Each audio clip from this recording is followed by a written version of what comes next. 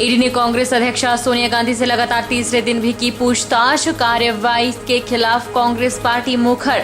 हिमाचल कांग्रेस भी ईडी की कार्रवाई का कर रही है विरोध। शिमला के जुंगा में कलयुगी बेटे ने मां की तलवार से कर डाली हत्या। बीच बचाव के दौरान एक बेटा हुआ घायल। घायल भाई प्रकाश चंद बोले, दी जाए कठोर सजा। हिमाचल प्रदेश एचआरटीसी परिचालक संघ ने क्रमिक अनशन किया खत्म। कहा, मुख्यमंत्री ने संघ की मांगों को सुना और पूरे करने का दिया आश्वासन। परिचालकों ने मुख्यमंत्री का जताया आभार। और मंडी में भाजपा का सदर मंडल पंच परमेश्वर प्रशिक्षण वर्ग आयोजित। 34 पंचायतों के जिला परिषद सदस्य, प्रधान, उप प्रधान और मेंबरों ने लिया भाग। मिशन रिपीट को लेकर बनाई गई रणनीति। नमस्कार, आप देख रहे हैं एचपी 24/7। कांग्रेस राष्ट्रीय अध्यक्ष सोनिया गांधी से ईडी द्वारा की जा रही पूछताछ पर कांग्रेस पार्टी पूरे देश में मुखर नजर आ रही है। हिमाचल प्रदेश में भी ईडी की इस कार्रवाई का विरोध किया जा रहा है। हिमाचल कांग्रेस के उपाध्यक्ष नरेश चौहान ने ईडी की कार्रवाई को दुर्भाग्यपूर्ण बताया। उन्होंने कहा कि केंद्र सरकार ने एजेंसियों को हाथ की कठपुतली बना दिया है। केंद्र सरकार बेरोजगारी और महंगाई जैसे मुद्दों से ध्यान भटकाकर लोगों को बरगलाने की कोशिश कर रही है। आज पूरा देश महंगाई और बेरोजगारी से त्रस्त है, लेकिन सरकार लोगों का ध्यान भटकाने की कोशिश कर रही है। उन्होंने कहा कि बीते 7 साल से ईडी ने गांधी परिवार के खिलाफ कोई एफआईआर दर्ज नहीं की। बावजूद इसके उन्हें पूछताछ के लिए बुलाकर परेशान किया जा रहा है। नेशनल हेराल्ड में गांधी परिवार ने कोई गड़बड़ी नहीं की, बावजूद इसके उन्हें मानसिक रूप से प्रताड़ित किया जा रहा है। नरेश चौहान ने कहा कि सोनिया गांधी की उम्र भी बढ़ रही है, उनका स्वास्थ्य भी खराब हो रहा है। बावजूद इसके केंद्रीय एजेंसियां उन्हें परेशान करने का काम कर रही है। जब भी आपके पास बड़े मुद्दे होते हैं देश के अंदर और महंगाई और बेरोजगारी का जवाब देना होता है, तो मैं समझता हूँ ये सरकार डाइवर्ट करने के लिए इश्यूज़ को इस तरह का काम करते हैं कि जो विपक्ष के बड़े नेता होते हैं, खासतौर पे सोनिया गांधी जी और राहुल गांधी जी को ईडी को इन्वेस्टिगेशन के लिए बुला लेते हैं। ये सीधे तौर पे जो ये टूल्स है प्रधानमंत्री जी के, ईडी, इनकम टैक्स और सीबीआई, उसका मिसयूज़ हो रहा है। और देश का ध्यान बटाने के लिए जो कोर मुद्दे हैं इस वक्त देश के अंदर, महंगाई की जो मार है देश झेल रहा है इस वक्त, बहुत हालात बहुत ख़राब है। अगर आप बात करें कि आज 1 रुपया जो है डॉलर 80 रुपये तक पहुंच गया, 1 डॉलर। तो अब जब ये 60-65 रुपये था तो नरेंद्र मोदी जी 2012-13 में मजाक उड़ाते थे देश का कि क्यों हुआ कि भाई ये भ्रष्टाचार होता है, जिस सरकार में जो कमज़ोर सरकार होती है वहाँ ये डॉलर जो है 65 रुपये हो जाता है। आज प्रधानमंत्री जी को बताना चाहिए कि आज ये डॉलर 80 रुपये हो रहा है। आप कुछ तो बोलो, देश को बताओ क्यों हुआ, क्या देश मजबूत हुआ है क्या? ये चीज़ें, ये कोर इश्यूज़ को डाइवर्ट करने के लिए ईडी का मिसयूज़ हो रहा है सीधे तौर पर। ईडी की ओर से सोनिया गांधी से की जा रही पूछताछ को लेकर कांग्रेस पार्टी देश भर में प्रदर्शन कर रही है। इसे लेकर कांग्रेस बीजेपी के बीच पलटवार का सिलसिला भी जारी है। हिमाचल भाजपा के मुख्य प्रवक्ता रणधीर शर्मा ने कांग्रेस पार्टी पर हमला करते हुए कहा कि अगर गांधी परिवार ने कुछ गलत नहीं किया है तो कांग्रेस पार्टी को किस बात का डर है। कांग्रेस पार्टी का राष्ट्रीय नेतृत्व, विशेषकर गांधी परिवार, उनकी राष्ट्रीय अध्यक्षा श्रीमती सोनिया गांधी और राहुल गांधी, वो भ्रष्टाचार के मामलों में संलिप्त है। कोर्ट ने भी इस मामले में प्राइमा फेसी भ्रष्टाचार होने की आशंका व्यक्त की और ये उसी समय हुआ जब देश में यूपीए की सरकार थी। और वैसे भी हम सब जानते हैं जिस तरह से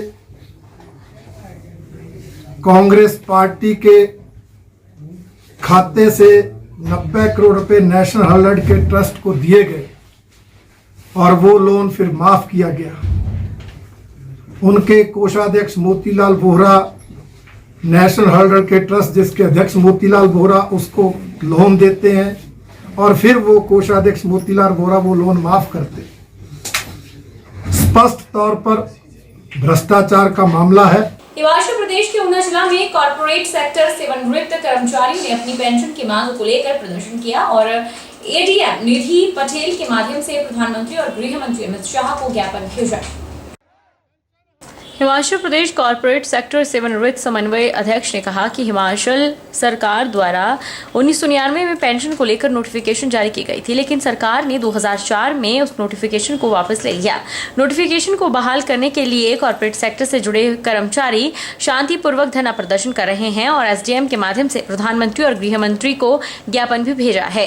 इनका कहना है कि 1999 से लेकर 2004 के बीच जो कर्मचारी रिटायर हुए हैं उनको फुल पेंशन मिल रही है, जबकि उसके बाद रिटायर हो रहे कर्मचारियों को ना के बराबर पेंशन दी जा रही है। इसलिए 1999 में जारी की गई नोटिफिकेशन को बहाल करने की मांग को लेकर वह प्रदर्शन कर रहे हैं। उन्होंने कहा कि पिछले कई सालों से भी ज्यादा समय से सरकार के पास विभिन्न माध्यमों से अपनी बात को शांतिपूर्ण ढंग से पहुंचा रहे हैं।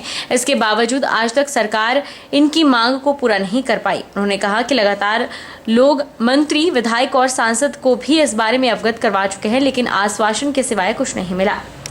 हिमाचल गवर्नमेंट ने 99 में एक अधिसूचना जारी की थी। उस अधिसूचना के अनुसार कॉर्पोरेट सेक्टर के रिटायरियों को पेंशन लागू की गई थी। अनफॉर्चुनेटली 2004 में नोटिफिकेशन विड्रा कर ली गई गवर्नमेंट के द्वारा और 2007 में मतलब तत्कालीन गवर्नमेंट ने बीजेपी पार्टी ने अपने मैनिफेस्टो में घोषणा की कि हम कॉर्पोरेट सेक्टर के रिटायरी को पेंशन दोबारा चालू करेंगे और 2017 में भी वैसे किया। 2017 उनका घोषणा पत्र के बजाय वह स्वर्ण घोषणा पत्र था। स्वर्ण घोषणा पत्र में उन्होंने वायदा किया और हमें आश्वासन दिया, हमें विश्वास हो गया कि ये हमें पेंशन दोबारा दे देंगे, परंतु आज तक हमें पेंशन नहीं मिली। हिमाचल कॉर्पोरेशन के सेवानिवृत्त कर्मचारियों ने पेंशन बहाली की मांग को लेकर सिरमौर जिला मुख्यालय नाहन में भी प्रदर्शन किया। कॉर्पोरेट क्षेत्र की समन्वय जिला समिति सिरमौर के बैनर तले आयोजित इस प्रदर्शन के बाद कर्मियों ने पेंशन बहाली को लेकर केंद्र और प्रदेश सरकार को ज्ञापन भी भेजा। बुजुर्ग लोग हैं, 60, 65, 70, 80 साल के लोग हैं। हमारी अभी हिम्मत नहीं है कि हम सड़क पे धरना प्रदर्शित करें, या ये ना हमें शोभा देता है, ना हम शारीरिक रूप से इतने सक्षम हैं। लेकिन अब हमारी मजबूरी है कि जब सरकार हमें कुछ दे ही नहीं रही। दूसरा, हमें जो पेंशन मिलती है वो ईपीएफ से मिलती है और ईपीएफ से मैक्सिमम 1000 रुपये से लेकर 3000 रुपये तक की पेंशन मिलती है। इस महंगाई के ज़माने में कौन बुजुर्ग दंपति अपना खर्चा जो है वो 1000, 1500, 2000, 3000 रुपये में चला सकता है। ये तो सरकार के पता नहीं क्या है, वो सरकार मुख्यमंत्री जी हैं तो भले आदमी हैं, नेक आदमी हैं, नेक दिल आदमी हैं, लेकिन पता नहीं उनके कौन सलाहकार हैं जो ना उन तक ये फाइल पहुँचने देते। हमने बार बार स्वयं भी उनसे मिले हैं, हम नड्डा जी से भी मिले, हम अनुराग जी से भी मिले। पेंशन की मांग को लेकर कॉर्पोरेट सेक्टर के रिटायर कर्मचारी बुधवार को सड़कों पर उतरे। सेवानिवृत्त कर्मचारी ने कॉलेज चौक से डीसी ऑफिस तक रैली निकाली। उन्होंने मांगों को लेकर नारेबाजी भी की। बाद में उन्होंने डीसी के माध्यम से प्रधानमंत्री और गृह मंत्री को ज्ञापन प्रेषित किया। कॉर्पोरेट सेक्टर के सेवानिवृत्त कर्मचारियों की कोऑर्डिनेशन कमेटी के अध्यक्ष रणजीत सिंह गुलेरिया ने कहा कि हिमाचल में विभिन्न बोर्डों और निगमों में कुल 39,072 कर्मचारी कार्यरत थे। इनमें से 32,242 कर्मचारियों को सरकारी कर्मचारियों की तरह पेंशन की सुविधा मिल रही है। इसके विपरीत 6,730 कर्मचारी पेंशन से वंचित हैं। उन्हें ईपीएफ से प्रतिमाह महज 1 से 3,000 रुपए की नामात्र पेंशन मिल रही है, जो उनके साथ अन्याय है। कमेटी के नुमाइंदों ने कहा कि यह मसला 1999 में तत्कालीन भाजपा सरकार के समक्ष उठाया गया था।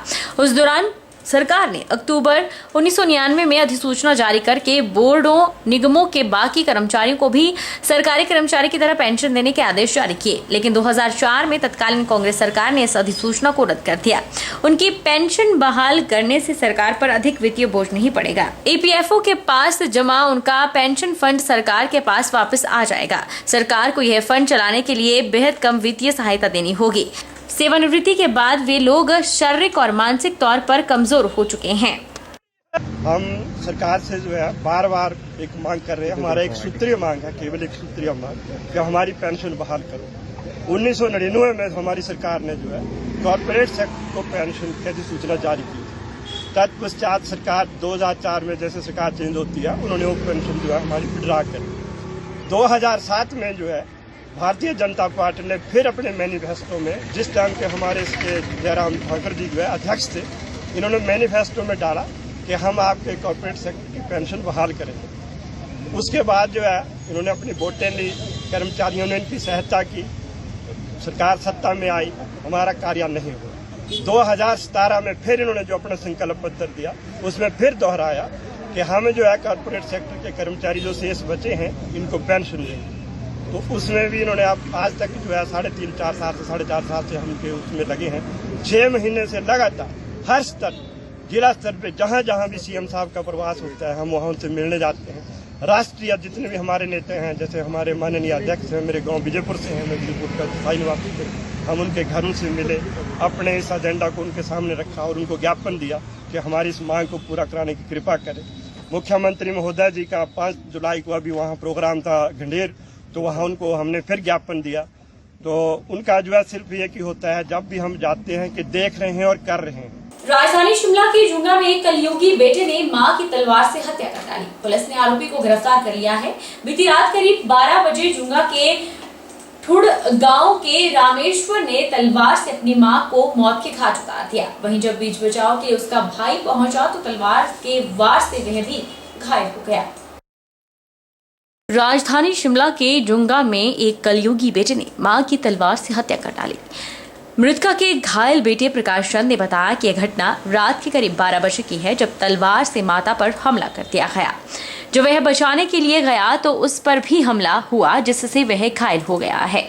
उसके भाई की उम्र 35 वर्ष है। हत्या के पीछे का क्या कारण है इसका पता नहीं है। उन्होंने कहा कि इससे भविष्य में इसके परिवार के अन्य सदस्यों को भी खतरा है।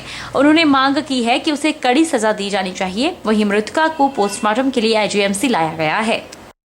ये घटना रात 12 बजे की है और जो ये मृतक है वो मेरे माताजी है और मेरे भाई ने इन्हें परिवार के साथ मारा है।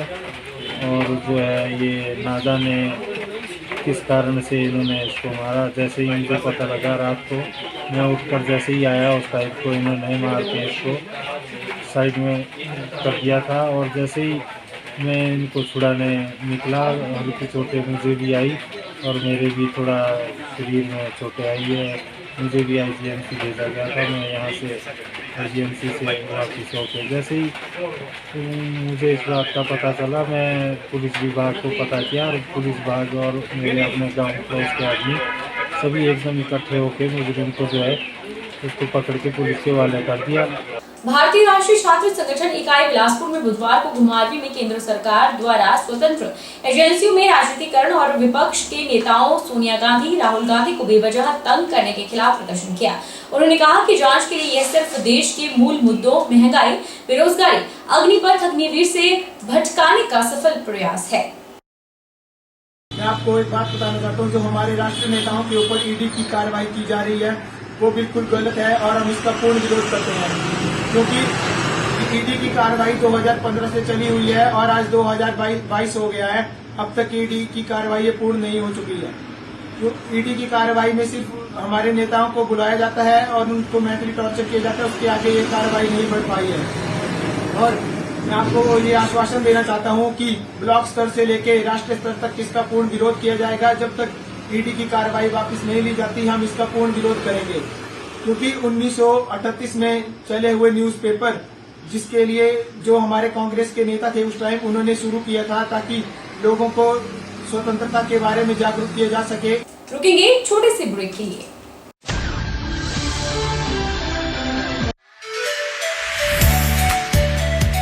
अभिलाषी ग्रुप ऑफ इंस्टीट्यूशन नशोक Mandi Himachal Pradesh admission open 2022-23 for BTech civil electrical computer science engineering diploma civil electrical engineering B pharmacy regular and lateral entry ANM GNM BSc post basic BSc and MSc nursing ITI in electrician sanitary health inspector solar technician electrical fitter MSc Physics, Chemistry, Botany and DLEd, GBT and B.Ed at Abhilashi College of Education, the only B.Ed college in Himachal Pradesh with NAC A grade. Scholarship assistance available.